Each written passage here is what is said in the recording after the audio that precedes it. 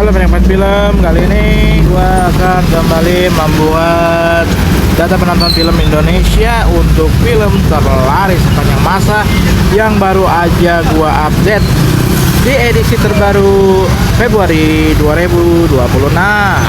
Kenapa gua buatnya sekarang? Karena kan film Desember kan baru saja berakhir lah ya, jumlah penontonnya rata-rata sudah terhenti nih. Artinya untuk 2025 sudah seluruhan itu rampung. Banyak kejutan sih di 2025 kemarin, banyak film-film yang tembus puluhan juta. Wah, bahkan mencapai rekor. Oke, kalian sudah pasti tahu lah filmnya. Ini dia yang sudah ditampilkan di video ini. Langsung kita bahas satu persatu. Yang pertama, posisi 10 besar ada Dilan 1991. Dilan 1991 ini hadir di tahun 2019 ya, dirilisnya berhasil mencapai 5.200.000-an penonton. Artinya untuk mencapai 10 besar harus mencapai angka 5.200.000 di atas ya, di atas 5.200.000. Wah, persaingan semakin ketat ya, jadi semakin berat untuk mencapai 10 besar film terlaris sepanjang masa karena jumlahnya makin gede gitu loh. Mantap untuk Dilan. Dan untuk update terbaru film Dilan akan ada Dilan ITB dan Dilan apalagi ya? Ada 2 film Dilan yang dibintangi oleh Ariel Noah. Wah, ini terbaru sih, Dilan versi dewasa lah bisa dibilang. Jadi Dilan tuh udah ada versi remaja, versi kuliahan, versi muda atau bocah gitu, bocil, sampai versi dewasa.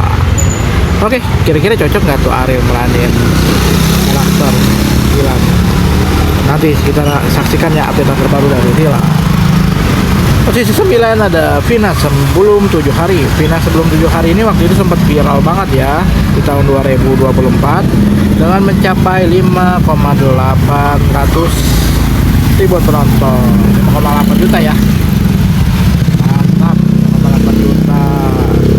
Ini termaksud fantastis sih untuk film viral karena waktu itu lagi hype banget filmnya, dan bahkan sampai di dunia nyata pun persidangannya dilakukan. Jadi berat juga nih untuk film ini. Tapi ini termasuk film yang bisa dibilang hanya menang hype doang ya.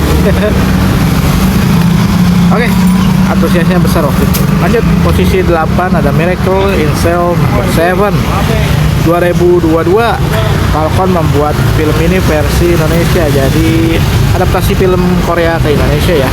Di Koreanya aja udah bagus sih filmnya sama pendapatannya. Sekarang tembus posisi 8 dengan 5,8 juta. Luar biasa.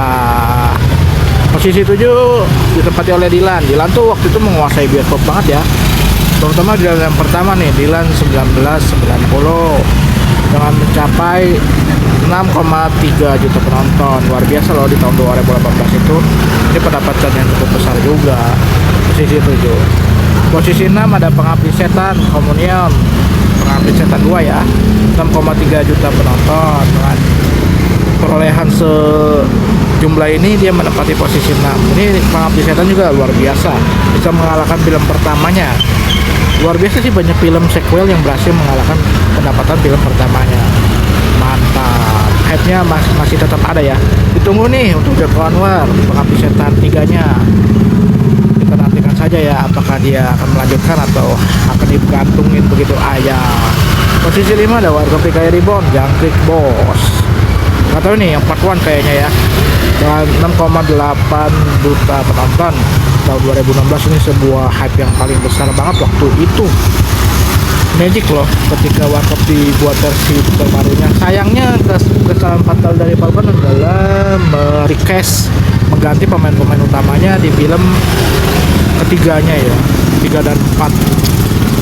Versi lebih muda sih, mungkin maksudnya Lestari dari karakter Warkop tuh bisa diperanin siapa aja, tapi enggak, masyarakat tuh menilai karakter yang sebelumnya sudah melekat oleh Vino Bastian waktu itu ya, Vino Sudiro dan Abimana.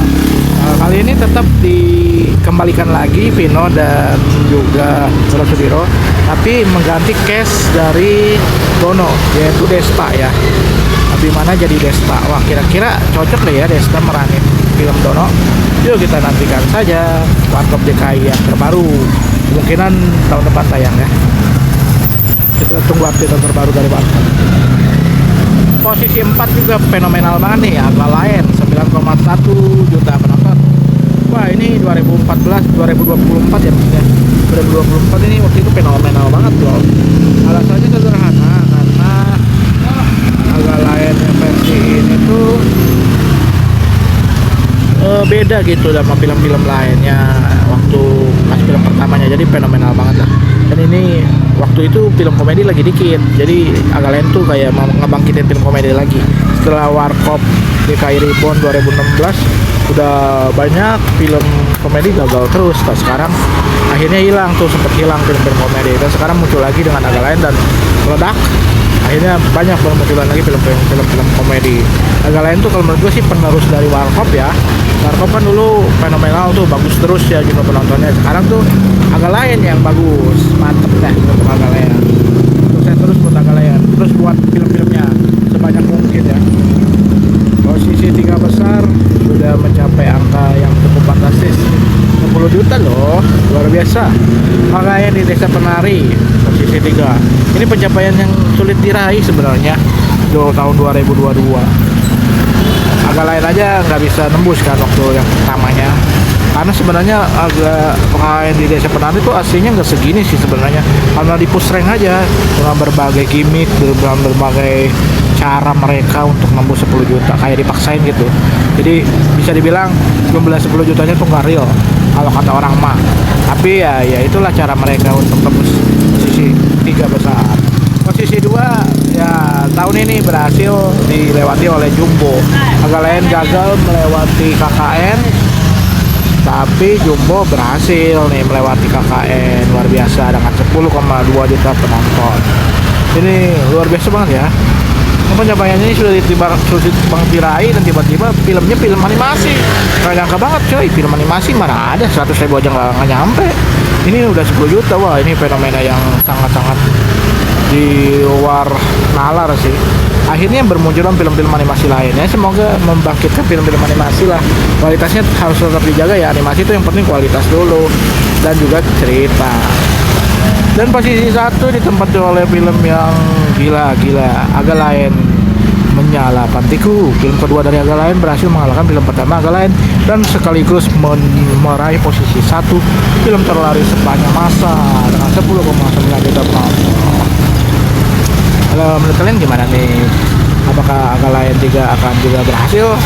Kita nantikan saja. Agak Lain Menyala Pantiku luar biasa. Selamat.